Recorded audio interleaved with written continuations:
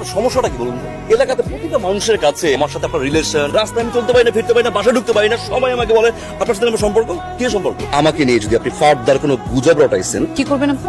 আমি সেফ মামলা করবো, সেফ মামলা করে দিও বলে দিলাম।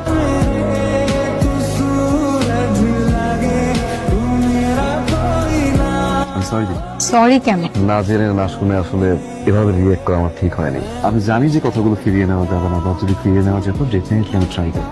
আমি সরি। It's okay. বাই দিব।